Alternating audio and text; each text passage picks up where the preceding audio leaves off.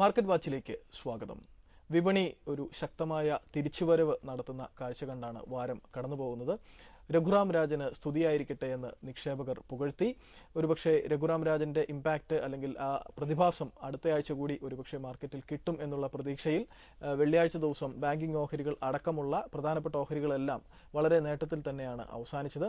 എങ്കിലും ഇനിയും കുറെ ചോദ്യങ്ങളും സംശയങ്ങളും ബാക്കിയുണ്ട്. നമുക്ക് എന്തായാലും അടുത്തയാഴ്ചത്തെ വിപണിയെക്കുറിച്ച് പരിശോധിക്കാം. Hedge equity CEO N Bhuvanendran ചേരുന്നു. ശ്രീ ഭുവനേന്ദ്രൻ, രൂപയെ സംബന്ധിച്ചിടത്തോളം രഘുറാം രാജൻ വന്നതിന് ശേഷം വളരെ നാടകീയമായ ഒരു തിരിച്ചുവരവ് വന്നു. ഇതെല്ലാം സെന്റിമെന്റ്സ് ആണ് അല്ലേ, ഒരു പരിധിവരെ രൂപയെ സംബന്ധിച്ച് കാര്യങ്ങൾ തീരുമാനിക്കുന്നത്. എങ്കിൽ പോലും രൂപ കൊണ്ട് മാത്രം പ്രശ്നങ്ങൾ തീർന്നു എന്ന് പറയാറായിട്ടുണ്ടോ? ഒന്ന്. രണ്ടാമത്തെ കാര്യം, ഇനി വരാനിരിക്കുന്നത് ഗ്ലോബൽ ഫാക്ടേഴ്സ് പലതുമുണ്ട്. പ്രത്യേകിച്ചും 18-ാം തീയതിയിൽ അമേരിക്കൻ ഫെഡറൽ റിസർവിന്റെ നിർണായകമായ തീരുമാനങ്ങൾ പലതും പുറത്തുവരും. അതിനുശേഷം 2 ദിവസത്തിന് ശേഷം ആണ് 20-ാം തീയതിയാണ് റിസർവ് ബാങ്ക് അതിന്റെ വായ്പ നയം അവതരിപ്പിക്കുന്നത്. ഇതെല്ലാം തന്നെ ആയിരിക്കുമോ ഇനിയും വരാനിരിക്കുന്നത്, അതോ വീണ്ടും ഏതെങ്കിലും അപകടം അടുത്തയാഴ്ച പതിയിരിക്കുന്നുണ്ടോ? അല്ല, ഇമ്മീഡിയറ്റ് അപകടങ്ങളൊന്നും പതിയിരിക്കുന്നതായിട്ട് തോന്നുന്നില്ല. എന്തായാലും രഘുറാം രാജനും റിസർവ് ബാങ്ക് ഓഫ് ഇന്ത്യയുമാണ് ലൈം ലൈറ്റിൽ നിൽക്കുന്നത്. ഇപ്പോൾ ടയർ 1 ക്യാപിറ്റലിന് ഈക്വലായിട്ട് ഫോറിൻ ഫണ്ട് ബോറോ ചെയ്യാമെന്നുള്ള ഒരു ന്യൂസ്, SLR കുറയ്ക്കാനുള്ള തീരുമാനം, ഇങ്ങനെ അതുപോലെ തന്നെ നോൺ പെർഫോമിംഗ് ലോൺ തിരിച്ചു പിടിക്കാനുള്ള ട്രൈബ്യൂണലിനെ ശക്തമാക്കുക, ഇതൊക്കെ തന്നെ ബാങ്കിങ് സെക്ടറിനെ ശക്തമാക്കാനുള്ള തീരുമാനങ്ങളായിരുന്നു. എസ്പെഷ്യലി ഈ ഫോറിൻ ബോറോയിങ്ങിനെ സംബന്ധിച്ച് പ്രൈവറ്റ് സെക്ടർ ബാങ്കുകൾ വളരെ പോസിറ്റീവായിട്ട് നമുക്ക് കാണാം. അതിന്റെ റിഫ്ലക്ഷൻ വളരെ ശക്തമായിട്ടുള്ള തിരിച്ചുവരവ് പ്രൈവറ്റ് സെക്ടർ ബാങ്കുകൾ നടത്തി. ഈ അനൗൺസ്മെന്റ് തന്നെയായിരുന്നു മാർക്കറ്റിന്റെ ശക്തമായിട്ടുള്ള ഒരു റിക്കവറി കാരണം. ഇൻവെസ്റ്റേഴ്സൊക്കെ തന്നെ ഹാപ്പിയാണ്. കാരണം വളരെയധികം ബോട്ടം ലൈനിൽ നിന്നും വളരെ ഷാർപ്പായിട്ടുള്ള ഒരു പുൾ ബാക്ക് മാർക്കറ്റിൽ ലഭിച്ചു. ഇതൊരു ഭാഗത്ത് നിൽക്കുന്നു. ഇപ്പോഴും ആ പോസിറ്റീവ് മൊമെന്റം മാർക്കറ്റിൽ കണ്ടിന്യൂ ചെയ്യുന്നു എന്നുള്ളത് ഒരു സത്യം തന്നെ. പക്ഷേ അണ്ടർലൈങ് ആയി നിൽക്കുന്ന current account deficit, inflation, interest rate, ഇങ്ങനെയുള്ള ഡൊമസ്റ്റിക്കലി എഫക്ട് ചെയ്യുന്ന കുറേ, അതുപോലെ ലോവർ GDP അത് നിലനിൽക്കുന്നു. ഗ്ലോബലി ക്രൂഡ് ഓയിൽ പ്രൈസ്, എപ്പോഴും പുറത്തു വരാവുന്ന സിറിയ, ഇതൊക്കെ തന്നെ മാർക്കറ്റിനെ സംബന്ധിച്ച് നെഗറ്റീവാണ്. അതുപോലെ തന്നെ ഫെഡ് റിസർവ് എടുക്കുന്ന തീരുമാനം ഗ്ലോബൽ ഇക്കണോമിയും ഇന്ത്യൻ ഇക്കണോമിയും തീർച്ചയായിട്ടും എഫക്ട് ചെയ്യാനുള്ള സാധ്യതയുണ്ട്. അപ്പോൾ എല്ലാ നെഗറ്റീവും തീർന്നു എന്ന് ഒരിക്കലും നമുക്ക് പറയാൻ സാധിക്കില്ല. ഇപ്പോഴും നെഗറ്റീവ് നിലനിൽക്കുന്നു. ഇപ്പോഴത്തെ RBI ഗവർണർ എടുത്ത ചില അനൗൺസ്മെന്റ്, അത് ഇതിന്റെ ഇംപ്ലിമെന്റേഷൻ എത്രത്തോളം എഫക്റ്റീവ് ആകും എന്ന് നമ്മൾ അറിയേണ്ടിയിരിക്കുന്നു. രണ്ടാമതായിട്ട് ഡേ 2-ൽ തന്നെ അദ്ദേഹം അതിന്റെ ഇംപ്ലിമെന്റേഷൻ സൈഡിലേക്ക് കടന്നുവെന്നാണ് നമ്മൾ ചില മാധ്യമങ്ങളിൽ വായിച്ചത്. പ്രത്യേകിച്ചും ആ ഡോളർ വിൻഡോ മുതലായ കാര്യങ്ങളിൽ, പ്രത്യേകം ഉള്ള ഡോളർ വിൻഡോ, ഡോളറിന്റെ ആവശ്യകത കുറയ്ക്കാൻ ഉതകുന്ന നടപടികൾ, ഇതിലേക്കെല്ലാം അദ്ദേഹം കടന്നു കഴിഞ്ഞു. അതുകൊണ്ട് അദ്ദേഹം ഹീസ് ഒരു നോ നോൺസെൻസ് അപ്രോച്ചാണ്, ഹീസ് ഇൻ ടു ബിസിനസ് എന്നുള്ള ഒരു ഫീലിംഗും വന്നിട്ടുണ്ട്. അല്ല, തീർച്ചയായും. രണ്ടാമതായിട്ട് നമ്മൾ Raghuram Rajan, finance minister Chidambaram, prime minister Manmohan Singh, ഈ ത്രിമൂർത്തികൾ ഒരേ സ്കൂൾ ഓഫ് തോട്ടാണ്. അത് തീർച്ചയായിട്ടും ഇന്ത്യയെ സംബന്ധിച്ചിടത്തോളം വളരെ പോസിറ്റീവ് തന്നെയാണ്. ഇവിടെ എലക്ഷൻ വരാനിരിക്കുന്നു എന്നുള്ളതാണ് ഒരു നെഗറ്റീവ് അടുത്തതായിട്ട് നിലനിൽക്കുന്നത്. കാരണം ജനപ്രിയമായിട്ടുള്ള പല തീരുമാനങ്ങൾ എടുക്കാനുള്ള ഒരു സാഹചര്യം നിലനിൽക്കുന്നു. അത് തീർച്ചയായിട്ടും കോർപ്പറേറ്റ്സിന് നെഗറ്റീവ് ആയിരിക്കും. ഇതും മുന്നിൽ കാണണം. ഞാൻ നേരത്തെ പറഞ്ഞ കുറേ നെഗറ്റീവ് നിലനിൽക്കുന്നു. ഇതൊക്കെയാണ് ഇപ്പോഴത്തെ മാർക്കറ്റ്, ഇപ്പോൾ ഒരു പോസിറ്റീവ് മൊമെന്റം മാർക്കറ്റിൽ നിലനിൽക്കുന്നു എന്നുള്ളത്. കൂടെ നമ്മൾ പലരും കാണാതെ പോകുന്ന ചില കാര്യങ്ങളുണ്ട്. ഇപ്പോൾ പെൻഷൻ ബില്ലിന്റെ പാസ്സാകൽ, അങ്ങനത്തെ ഒട്ടനവധി നീക്കങ്ങൾ ചിദംബരം ചുക്കാൻ പിടിക്കുന്നത് ഒരു അരികിലൂടെ നിശബ്ദമായി നടന്നു പോകുന്നുണ്ട്. അതൊന്നും കഴിഞ്ഞ മാസങ്ങളിൽ ഉണ്ടായിരുന്നതല്ല. അതും ഇതിനോടൊപ്പം ചേർന്ന്, ഇതെല്ലാം കൂടെ ചേർന്ന് ഒരു സിനർജിക്കൽ ഇഫക്റ്റ് ആണ് ഇപ്പോൾ മാർക്കറ്റിൽ കിട്ടിക്കൊണ്ടിരിക്കുന്നത്. അതിന്റെ റിഫ്ലക്ഷൻ ആണ് സ്റ്റോക്ക് മാർക്കറ്റിന്റെ ശക്തമായിട്ടുള്ള തിരിച്ചുവരവ് എന്ന് പറയുന്നത്. പക്ഷേ ഈ ഒരു മൂവ്മെന്റ് ടെക്നിക്കലി മാർക്കറ്റിനെ നമ്മൾ അനലൈസ് ചെയ്താൽ 5700 എന്ന് പറയുന്ന ക്രൂഷ്യൽ പോയിന്റ് ആണ് ഇപ്പോൾ ക്ലോസിംഗ് പോയിന്റ് എന്ന് പറയുന്നത്. 700-ന് മുകളിൽ മാർക്കറ്റ് സ്റ്റെബിലൈസ് ചെയ്താൽ അനദർ 200 പോയിന്റ്സിന്റെ റൈഡ് നമുക്ക് മാർക്കറ്റിൽ പ്രതീക്ഷിക്കാം. അതിനുശേഷം മാർക്കറ്റിന്റെ ഡ്രൈവ് എന്ന് പറയുന്നത് ഗ്ലോബൽ ഇക്കണോമിയെ, അതുപോലെ തന്നെ ക്രൂഡ് ഓയിൽ പ്രൈസ്, റുപ്പിയുടെ മൂവ്മെന്റ്, അതുപോലെ തന്നെ സെൻട്രൽ ഗവൺമെന്റ് എടുക്കുന്ന മെഷേഴ്സ്, അതിനനുസരിച്ച് മൂവ് ചെയ്യാം. അപ്പോൾ വീണ്ടും നെഗറ്റീവ് എല്ലാം തീർന്നു എന്ന് നമുക്ക് പറയാൻ സാധിക്കില്ല. 5000 ഈ ഒരു റൈഡ് എല്ലാം പോസിറ്റീവായിട്ട് വരികയാണെങ്കിൽ നമ്മൾക്ക് 5900 വരെ പ്രതീക്ഷിക്കാം. പക്ഷേ ഈ 5700-ന് മുകളിൽ മാർക്കറ്റ് സ്റ്റെബിലൈസ് ചെയ്യുകയാണെങ്കിൽ മാത്രമേ 5900-ലേക്ക് മൂവ് ചെയ്യുള്ളൂ. 800-900 എന്ന് പറയുന്ന ഒരു ഫൈനൽ സെല്ലിംഗ് പോയിന്റ് ആയിട്ട് short time point of view അല്ലെങ്കിൽ ഒരു പ്രോഫിറ്റ് ബുക്കിംഗ് ലെവലായിട്ട് കാണാം. 5350, 450 എന്ന് പറയുന്ന ഇമ്മീഡിയറ്റ് സപ്പോർട്ട് ലെവലായിട്ട് മാർക്കറ്റ് ഹോൾഡ് ചെയ്യും. ഇതാണ് ഒരു ടെക്നിക്കൽ മാർക്കറ്റിന്റെ മൂവ്മെന്റ് എന്ന് പറയുന്നത്. ഇനി ചില ഓഹരികൾ നമുക്ക് നോക്കാം. പ്രത്യേകിച്ചും കഴിഞ്ഞ ദിവസങ്ങളിൽ വലിയ രീതിയിൽ താഴ്ചകളിലേക്ക് നീങ്ങിയത് നമ്മൾ എപ്പോഴും ചർച്ച ചെയ്യുന്നതാണ്. ഫെഡറൽ ബാങ്ക് ശക്തമായി തിരിച്ചു വന്നു. കാരണം FCNR നിക്ഷേപങ്ങൾക്ക് അല്ലെങ്കിൽ വിദേശത്തു നിന്നും ഇന്ത്യക്കാർ നിക്ഷേപിക്കുന്ന നിക്ഷേപ തുകയ്ക്ക് മികച്ച പലിശ കൊടുക്കാവുന്ന തരത്തിൽ FCNR നിയമങ്ങളിൽ ഒരു ക്രമീകരണം നടത്തിയിട്ടുണ്ട് ഇപ്പോൾ രഘുറാം രാജൻ. അപ്പോൾ അതിന്റെ ഏറ്റവും പ്രയോജനം കിട്ടുക കേരളത്തിലെ ബാങ്കുകളും അതിൽ തന്നെ ഫെഡറൽ ബാങ്ക് ഏറ്റവും കൂടുതൽ NRI ഡെപ്പോസിറ്റ്സും കാര്യങ്ങളും ഉള്ളത്. അതിന്റെ പശ്ചാത്തലത്തിലായിരിക്കണം ഫെഡറൽ ബാങ്കിൽ ഒരു മുന്നേറ്റം കാണുന്നുണ്ട്. ഒപ്പം അവരുടെ നിലവിലുള്ള 49% വിദേശ ധനകാര്യ സ്ഥാപനങ്ങൾക്ക് ഓഹരി വാങ്ങാമെന്ന ലിമിറ്റ് അത് 65% ബാങ്കിന്റെ ആവശ്യം റിസർവ് ബാങ്ക് ഈ ദിവസങ്ങളിൽ അത് പരിഗണിക്കുകയും അത് അനുയോജ്യമായി വിധി ഉണ്ടാവുകയും ചെയ്യുമെന്ന് പ്രതീക്ഷിക്കുന്നു. ഫെഡറൽ ബാങ്കിൽ എന്തായിരിക്കും ഇനി ഒരു ഫെഡറൽ ബാങ്ക് എപ്പോഴും സ്റ്റേ ഇൻവെസ്റ്റഡ് എന്നുള്ളതാണ് ബാങ്കിങ് സെക്ടറിലൊക്കെ തന്നെ. ഇപ്പൊ സനൽ നേരത്തെ പറഞ്ഞ കുറെ കാര്യങ്ങൾ മാർക്കറ്റ് പോസിറ്റീവായി മുന്നോട്ട് പോകാനുള്ള തീരുമാനങ്ങളുണ്ട്. പക്ഷെ ഇപ്പോഴും NPA എന്ന് പറയുന്നതും അതുപോലെ ഇൻഡസ്ട്രിയൽ ഗ്രോത്ത്, ഇൻട്രസ്റ്റ് കൂടി നിൽക്കുന്നു. ഇത് എത്രത്തോളം ഫണ്ട് വന്നാലും അത് ഈസി ആയിട്ട് ലെൻഡ് ചെയ്യുക എന്ന് പറയുന്നത് ഇപ്പോഴത്തെ സാഹചര്യത്തിൽ അത്രത്തോളം കുറച്ച് എളുപ്പമല്ല. അപ്പോൾ അതിന്റെ റിഫ്ലക്ഷൻ ബാങ്കിങ് സ്റ്റോക്കുകളുടെ റിസൾട്ടിലും കാണാം. കാരണം NPA വളരെയധികം എല്ലാ ബാങ്കുകളിലും കൂടി നിൽക്കുന്നു എന്നുള്ള ഒരു സത്യം തന്നെയാണ്. അപ്പോൾ ഫെഡറൽ ബാങ്ക് എത്രത്തോളം ഫണ്ട് ഇപ്പോൾ ഫോറിൻ ബോറോയിങ് വന്നാൽ തന്നെ ഇത് എത്ര എഫക്റ്റീവായിട്ട് ലെൻഡ് ചെയ്യാൻ സാധിക്കും എന്നുള്ള ഒരു ചോദ്യചിഹ്നം നിലനിൽക്കുന്നു. ഇൻട്രസ്റ്റ് റേറ്റ് ഹയർ ലെവലിലാണ്, ഇൻഡസ്ട്രിയൽ ഗ്രോത്ത് ഇല്ല. അപ്പോൾ ഇതൊക്കെ ബാങ്കിങ് സെക്ടറിനെ നെഗറ്റീവായിട്ട് ബാധിക്കുന്ന കാര്യങ്ങൾ തന്നെയാണ്. പക്ഷേ സെൻട്രൽ ഗവൺമെന്റ് എനിക്ക് തോന്നുന്നു വളരെ എഫിഷ്യന്റ് ആയിട്ട് ഈ ഒരു സിറ്റുവേഷൻ ഓവർകം ചെയ്യാൻ ഗ്രോത്ത് ഓറിയന്റഡ് ആയിട്ടുള്ള മെഷേഴ്സ് എടുക്കുകയാണെങ്കിൽ തീർച്ചയായിട്ടും ബാങ്കിങ് സെക്ടർ പോസിറ്റീവാണ്. ഇപ്പോഴത്തെ രീതിയിൽ ലോങ് ടൈം പോയിന്റ് ഓഫ് വ്യൂവിൽ ഫെഡറൽ ബാങ്ക് സേഫ് ആയിട്ടുള്ള ഒരു ഇൻവെസ്റ്റ്മെന്റ് തന്നെയാണ്. പക്ഷേ വാല്യൂഷൻ ഇപ്പോൾ വീണ്ടും കുറച്ചൊരു ഹയർ വാല്യൂയിലേക്ക് മൂവ് ചെയ്തുകൊണ്ടിരിക്കുകയാണ്. ഈ ഒരു ട്രെൻഡ് കുറച്ചുകൂടെ അപ്പർ സൈഡിലേക്ക് മൂവ് ചെയ്യാം. തീർച്ചയായിട്ടും യെസ് ബാങ്കും വളരെ ഷാർപ്പായിട്ടുള്ള പുൾ ബാക്ക് ബാങ്കിങ് സെക്ടറിലെല്ലാം സംഭവിച്ചു. പക്ഷേ ഒരു ഷോർട്ട് ടൈം ഗെയിനിന് വേണ്ടി ഒരിക്കലും ഇപ്പോൾ ഞാൻ ബാങ്കിങ് സെക്ടറിൽ സജസ്റ്റ് ചെയ്യുന്നില്ല. വീണ്ടും കറക്ഷനുള്ള സാധ്യത കൂടുതലാണ്. പക്ഷേ ഈ ഒരു റാലി കുറച്ചുകൂടെ കണ്ടിന്യൂ ചെയ്യാനുള്ള ഒരു സാധ്യതയുണ്ട്. ഒരു കാരണവശാലും ഷോർട്ട് ടൈം ഗെയിനിന് വേണ്ടി ഇപ്പോൾ ബാങ്കിങ് സെക്ടറിൽ ഒരു ഇൻവെസ്റ്റ്മെന്റ് അഡ്വൈസബിൾ അല്ല. ഇപ്പോൾ ഇൻവെസ്റ്റേഴ്സിനൊക്കെ തന്നെ നമ്മൾ പലപ്പോഴും ഷാർപ്പായിട്ടുള്ള സെൽ ഓഫ് വരുമ്പോൾ ഇൻവെസ്റ്റ് ചെയ്യുക എന്ന് പറയുന്നത്. ഇപ്പോൾ ICICI ബാങ്കും നമ്മൾ ആക്സിസ് ബാങ്കും ഒക്കെ എടുക്കുകയാണെങ്കിൽ ഓരോ ഷാർപ്പ് ഫോളിൽ നിന്ന് വളരെ ശക്തമായിട്ടുള്ള തിരിച്ചുവരവാണ് മാർക്കറ്റിൽ സംഭവിക്കുന്നത്. 5300 വരെയാണ് റീസെന്റ് ആയിട്ട് മാർക്കറ്റ് മൂവ് ചെയ്ത്. എന്നാൽ ബാങ്കിങ് സ്റ്റോക്കുകൾ 5150 ആ ഒരു സമയത്ത് വന്നതിലും ലോവർ ലെവലിലേക്ക് ആക്സിസ് ബാങ്കും ICICI യെസ് ബാങ്കൊക്കെ മൂവ് ചെയ്തു. 5000 ലെവലിലേക്ക് നിഫ്റ്റി മൂവ് ചെയ്ത എഫക്റ്റ് ആയിരുന്നു ബാങ്കിങ് സെക്ടറിൽ ഈ ലാസ്റ്റ് 3 days ബാക്ക് ഉണ്ടായിരുന്നത്. അതിനുശേഷമാണ് രഘുറാം രാജൻ എഫക്റ്റ് മാർക്കറ്റിൽ ഉണ്ടായത്. വളരെ ഷാർപ്പായിട്ടുള്ള തിരിച്ചുവരവ്, ഓൾമോസ്റ്റ് 20% ആണ് ഒരു 3 days കൊണ്ട് ഈ സ്റ്റോക്കുകളിൽ അപ്സൈഡ് അപ്രിസിയേഷൻ എന്ന് പറയുന്നത്. അതുകൊണ്ട് തന്നെ ഒരു കോഷ്യസ് അപ്രോച്ച് എടുക്കണം. ചിലപ്പോൾ ഒരു 5% കൂടെ അപ്പർ സൈഡ് മാത്രമേ പഴയതുപോലെയുള്ള അത്രയും വലിയ തകർച്ച നമ്മളിനി പ്രതീക്ഷിക്കുന്നില്ല.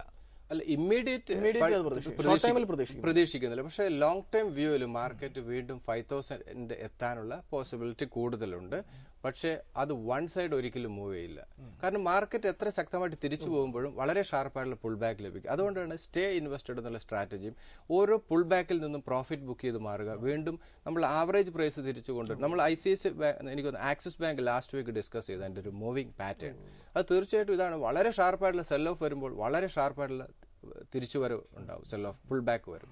അതിൽ നിന്ന് എക്സിറ്റ് ചെയ്ത് മാറുക എന്നുള്ള സ്ട്രാറ്റജിയാണ് പലപ്പോഴും. ഇൻവെസ്റ്റേഴ്സ് എപ്പോഴും കോഷ്യസ് ആയിട്ടിരിക്കുക. അതാണ് ഞാൻ ലാസ്റ്റ് വീക്ക് തന്നെ പറഞ്ഞത്. പഴയതുപോലെ ഇൻവെസ്റ്റ് ചെയ്ത് മാറി നിൽക്കേണ്ട ഒരു സമയമല്ല.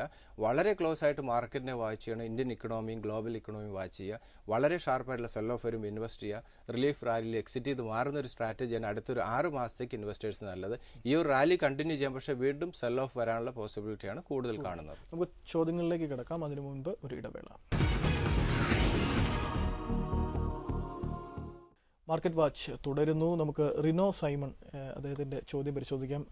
പിതാവിന് വേണ്ടിയാണ് എഴുതുന്നതെന്ന് ആമുഖമായി പറഞ്ഞിട്ടുണ്ട്. എനിക്ക് തോന്നുന്നു അദ്ദേഹത്തിൻ്റെ ഫാദർ ഒരു പഴയ നിക്ഷേപകനാണെന്ന് തോന്നുന്നു. ഇതിൽ ഒട്ടേറെ ഓഹരികൾ, ഏകദേശം 24 ഓഹരികൾ അദ്ദേഹം നിർദ്ദേശിച്ചിട്ടുണ്ട്. അത് എല്ലാം നമുക്ക് എടുക്കുക ബുദ്ധിമുട്ടാണ്. അതിൽ തന്നെ ഇപ്പോൾ കിങ്ഫിഷറും പെൻറ്റാമീഡിയ എന്ന് പറയുന്ന സ്റ്റോക്കും, പെൻറ്റാമീഡിയ 10,000 എണ്ണമൊക്കെ വാങ്ങിയതായിട്ടാണ് കാണുന്നത്. ബൈ റേറ്റ് ഏതായാലും വലിയ വിലയൊന്നുമില്ല. പക്ഷേ ഈ പെൻറ്റാമീഡിയയും കിങ്ഫിഷറും, പെൻറ്റാമീഡിയ ഇപ്പോൾ വിപണിയിലില്ല, കിങ്ഫിഷറും നിലവിൽ ഇടപാട് നടത്തുന്നില്ല. പിന്നെ അദ്ദേഹം പറഞ്ഞിരിക്കുന്ന ഒരു സ്റ്റോക്ക് L&T അദ്ദേഹം 6 എണ്ണം വാങ്ങിയതായിട്ട് എഴുതിയിട്ടുണ്ട്. L&T 6 എണ്ണം വാങ്ങിയത് ഏതാണ്ട് 848 രൂപ. എനിക്ക് തോന്നുന്നു അതിനുശേഷം L&Tയിൽ ബോണസും കാര്യങ്ങളും എല്ലാം വന്നിട്ടുണ്ട്. അത് കിട്ടിയോ എന്നുള്ള കാര്യം അദ്ദേഹം പരിശോധിക്കേണ്ടതുമുണ്ട്. എന്തായാലും ബാക്കി കുറച്ച് ഓഹരികൾ നമുക്ക് പെട്ടെന്ന് പരിശോധിക്കാം. ഒന്ന് TV18, അദ്ദേഹത്തിൻ്റെ ബൈയിങ് പ്രൈസ് 26 രൂപ, ഏകദേശം അതേ നിലവാരത്തിൽ തന്നെയാണ് ഇപ്പോൾ നിൽക്കുന്നത്. മറ്റൊന്ന് മാർക്കറ്റ് വാച്ച് സജസ്റ്റ് ചെയ്തിട്ടാണ് തോന്നുന്നു L&T ഫിനാൻസും വാങ്ങിയിട്ടുണ്ട്. അതിനെപ്പറ്റി എന്തായാലും നമുക്ക് തർക്കമില്ല, പറയേണ്ട കാര്യമില്ല. അത് ബാങ്കിങ് ലൈസൻസ് ഒക്കെ കിട്ടുമെന്ന് പ്രതീക്ഷിക്കുന്ന ഓഹരിയാണ്. പിന്നെ ഉള്ളത് Tata steel, Tata Motors, BHEL. ഈ പറഞ്ഞിരിക്കുന്ന സ്റ്റോക്കുകളെല്ലാം തന്നെ ഫണ്ടമെന്റലി ശക്തമാണ്. ഇദ്ദേഹം ഒരു പഴയ ഇൻവെസ്റ്റർ ആണെന്ന് സനൽ പറഞ്ഞു. അതിനുള്ള ഉദാഹരണങ്ങൾ ഈ സ്റ്റോക്കിൽ നമുക്ക് കാണാം. എല്ലാം പഴയ ലൈം ലൈറ്റിൽ നിന്ന കുറേ സ്റ്റോക്കുകൾ ഇപ്പോഴും ഇതിനകത്ത് ഹോൾഡ് ചെയ്യുന്നു. ഇതിൽ TV18 ബ്രോഡ്കാസ്റ്റിംഗ് കുറേ ഇൻവെസ്റ്റേഴ്സ് ഹോൾഡ് ചെയ്യുന്ന സ്റ്റോക്കാണ്. 16 and 30 ആണ് ഇതിൻ്റെ ടെക്നിക്കൽ സപ്പോർട്ട്. 21 ആണ് ഇമ്മീഡിയറ്റ് വരാവുന്ന റെസിസ്റ്റൻസ്. ഒരു ലോങ് ടൈം പോയിന്റ് ഓഫ് വ്യൂവിൽ ഈ സ്റ്റോക്ക് ഹോൾഡ് ചെയ്യുക. കാരണം മാർക്കറ്റിൽ ഒരു ബുൾ റൈഡ് വരികയാണെങ്കിൽ ഈ സ്റ്റോക്കുകളൊക്കെ തന്നെ അപ്സൈഡിലേക്ക് മൂവ് ചെയ്യാം. ദെൻ ടാറ്റ സ്റ്റീലാണ്. വളരെ ഷാർപ്പായുള്ള റിക്കവറി ടാറ്റ സ്റ്റീൽ സംഭവിച്ചു. കാരണം 190 നിന്നും 290 വലിയ റൈഡ് മാർക്കറ്റിൽ സംഭവിച്ചു. ഗ്ലോബലി വന്ന ഒരു ബെറ്റർ ഡാറ്റ, അതുപോലെ ചൈനയിൽ നിന്ന് വന്ന വളരെ പോസിറ്റീവായിട്ടുള്ള ഡാറ്റ, ഇത് തന്നെയാണ് മെറ്റൽ സെക്ടറിൽ ഗ്ലോബലി തന്നെ ഒരു ഡിമാൻഡ് വന്നിരുന്നു. അതിൻ്റെ റിഫ്ലക്ഷനാണ് വളരെ ഷാർപ്പായിട്ടുള്ള ഒരു പുൾ ബാക്ക് ടാറ്റ സ്റ്റീൽ സംഭവിച്ചു. ഇപ്പോൾ ഷോർട്ട് ടൈം പോയിന്റ് ഓഫ് വ്യൂവിൽ 270 and 240 രണ്ട് സപ്പോർട്ട് ലെവലാണ്. മാർക്കറ്റിൽ വീണ്ടും കറക്ഷൻ സംഭവിക്കാം. കുറച്ചുകൂടെ പേഷ്യൻസ് കാണിക്കുന്നതായിരിക്കും ഇൻവെസ്റ്റേഴ്സിനെ സംബന്ധിച്ച് നല്ലത്. 330 ആണ് ഈ സ്റ്റോക്കിൽ ഇമ്മീഡിയറ്റ് വരാവുന്ന റെസിസ്റ്റൻസ്. അപ്പോൾ 330 ലെവൽ തീർച്ചയായിട്ടും ഷോർട്ട് ടൈം പോയിന്റ് ഓഫ് വ്യൂവിൽ 310 to 330 എന്ന് പറയുന്ന ഒരു മേജർ റെസിസ്റ്റൻസ് ഏരിയയാണ് ഷോർട്ട് ടൈം പോയിന്റ് ഓഫ് വ്യൂവിൽ. അപ്പോൾ ആ ഒരു ലെവൽ അദ്ദേഹത്തിന് വേണമെങ്കിൽ പ്രോഫിറ്റ് ബുക്കിംഗ് അഡ്വൈസബിൾ ആണ്. ദെൻ ടാറ്റ മോട്ടോഴ്സ് ആണ്. ഒരു ഗ്ലോബൽ കമ്പനി തന്നെയാണ് ടാറ്റ മോട്ടോഴ്സ്. റീസെൻ്റ് ആയിട്ട് വന്നിരിക്കുന്ന സെയിൽസൊക്കെ വളരെ ഇമ്പ്രൂവ്മെൻ്റ് ഉണ്ട്. ചൈനയിൽ നിന്ന് എസ്പെഷ്യലി വന്ന ഡാറ്റ വളരെ ബെറ്ററാണ്. അതിൻ്റെ റിഫ്ലക്ഷനാണ് നമ്മൾ ഈ സ്റ്റോക്കിൽ കണ്ട് 320 ലെവലിലേക്ക് മൂവ് ചെയ്തു. 290 and 270 രണ്ട് മേജർ സപ്പോർട്ട് ലെവലാണ്. 340 എനിക്ക് തോന്നുന്നു ഷോർട്ട് ടൈം പോയിന്റ് ഓഫ് വ്യൂവിൽ ഒരു ട്രേഡർ അല്ലെങ്കിൽ മാർക്കറ്റിൽ ആക്റ്റീവ് ആണെങ്കിൽ തീർച്ചയായിട്ടും 340 level short time point of വ്യൂവിൽ ഒരു പ്രോഫിറ്റ് ബുക്കിംഗ് ലെവലാണ്. അതല്ല, അടുത്തൊരു അദ്ദേഹം ഒരു ലോങ് ടൈം ഇൻവെസ്റ്റർ ആണെന്ന് തോന്നുന്നു. ലോങ് ടൈം പോയിന്റ് ഓഫ് വ്യൂവിൽ ടാറ്റ മോട്ടോഴ്സ് ഒരു ബെറ്റ് തന്നെയാണ്. സ്റ്റോക്ക് ഹോൾഡ് ചെയ്യുന്നത് തന്നെയാണ് നല്ലത്. ദെൻ റിലയൻസ് പവർ ആണ്. റിലയൻസ് പവർ കുറച്ച് നെഗറ്റീവ് നിലനിൽക്കുന്നു എന്നുള്ളത് സത്യം. പക്ഷേ വാല്യുവേഷൻ ഒരു ഫെയർ വാല്യൂവിലാണ്. 66 and 62 രണ്ട് ലെവൽ വരികയാണെങ്കിൽ തീർച്ചയായിട്ടും ലോങ് ടൈം പോയിന്റ് ഓഫ് വ്യൂവിൽ ഈ സ്റ്റോക്ക് ഇൻവെസ്റ്റ്മെന്റ് അഡ്വൈസബിൾ ആണ്. റിലയൻസ് പവറൊക്കെ വളരെയധികം ആളുകൾ ഹോൾഡ് ചെയ്യുന്ന സ്റ്റോക്ക് തന്നെയാണ്. 76 ആണ് സ്റ്റോക്കിൽ ഇമ്മീഡിയറ്റ് വരാവുന്ന റെസിസ്റ്റൻസ്. ദെൻ BHEL ആണ്. BHELും വളരെ ഷാർപ്പായിട്ടുള്ള ഒരു പുൾ ബാക്ക് സംഭവിച്ചു. അഗൈൻ 130 and 111 രണ്ട് സപ്പോർട്ട് ലെവലാണ്. എനിക്ക് തോന്നുന്നു 130 എന്ന് പറയുന്ന ഒരു മൈനർ സപ്പോർട്ട് ലെവലാണ്. ആ ഒരു ലെവൽ ബ്രേക്ക് ചെയ്യാനുള്ള സാധ്യത കൂടുതലാണ്. ഷോർട്ട് ടൈം പോയിന്റ് ഓഫ് വ്യൂവിൽ ഈ സ്റ്റോക്ക് ഒരു പുൾ ബാക്ക് ലഭിക്കാം. 160 ലെവൽ വരെ പോകാനുള്ള ഒരു സ്ട്രെങ്ത് കാണുന്നു. ആ ഒരു level short time point of വ്യൂവിൽ ഹോൾഡ് ചെയ്യുന്ന സ്റ്റോക്കിൽ എക്സിറ്റ് ചെയ്യുന്നത് നല്ലതായിരിക്കും. അതിനുശേഷം മാർക്കറ്റിൽ കറക്ഷൻ സംഭവിക്കുമ്പോൾ റീ എൻട്രി ചെയ്യുന്നതായിരിക്കും നല്ലത്. ഇദ്ദേഹം വലിയൊരു 24 സ്റ്റോക്സ് ഹോൾഡ് ചെയ്യുന്നു. ഈ സ്റ്റോക്ക് എനിക്കൊന്ന് കുറച്ചുകൂടെ ഇതൊരു കൺസോൾട്ടേഷൻ നടത്തുന്നത് തീർച്ചയായിട്ടും നന്നായിരിക്കും. അതുപോലെ തന്നെ ഫ്രണ്ട് റൺ ബാങ്കിങ് സ്റ്റോക്കുകൾ കൂടുതൽ പോർട്ട്ഫോളിയോയിൽ കൊണ്ടുവരുന്നതും നന്നായിരിക്കും എന്ന് എനിക്ക് തോന്നുന്നു. മാർക്കറ്റ് വാച്ച് തുടരുന്നു. നമുക്ക് അടുത്ത ആഴ്ചത്തെ പ്രധാനപ്പെട്ട ഇവന്റുകളിൽ ഇപ്പോൾ പറയുന്ന ഫെഡറൽ റിസർവിന്റെ തീരുമാനങ്ങളും റിസർവ് ബാങ്കിന്റെ 20-ാം തീയതിയിലെ മീറ്റിംഗിന്റെ തീരുമാനങ്ങളും വരുന്നതിന് മുൻപ് അടുത്ത ആഴ്ച പൊതുവെ ഒരു സാധാരണ നിക്ഷേപകൻ ചിന്തിക്കുക ഒരു നല്ലൊരു ഓപ്പണിംഗ് ഒരുപക്ഷെ ചൊവ്വാഴ്ച ദിവസം കിട്ടും. കാരണം തിങ്കളാഴ്ച ഗണേശ ചതുർത്ഥി അവധിയാണ്. നല്ലൊരു ഓപ്പണിംഗ് ലഭിച്ചതിന് ശേഷം വീണ്ടും ഒരു ബുധൻ വ്യാഴം ചെറിയൊരു കറക്ഷൻ അങ്ങനെ തന്നെ പോകാനുള്ള സാധ്യതയാണോ കൂടുതൽ? സാധ്യത അതിനാണ് കൂടുതൽ. ഒരു കൺസോൾട്ടേഷൻ ഫേസിലേക്ക് മൂവ് ചെയ്യാം. കാരണം ഇതിനു മുമ്പ് സംഭവിച്ച വളരെ പോസിറ്റീവായിട്ടുള്ള ആ ഒരു മൊമെൻറ്റം കണ്ടിന്യൂ ചെയ്യാനുള്ള സാധ്യത കുറവാണ്. ഒരു ചെറിയൊരു കിതപ്പ് മാർക്കറ്റിൽ വരാനുള്ള സാധ്യത കൂടുതലുണ്ട്. എന്നാലും കൺസോൾട്ടേഷൻ ഈ ഒരു ലെവൽ വരും. ഞാൻ നേരത്തെ പറഞ്ഞ ടെക്നിക്കൽ ലെവൽ വളരെ ക്ലോസ് ആയിട്ട് വാച്ച് ചെയ്യണം.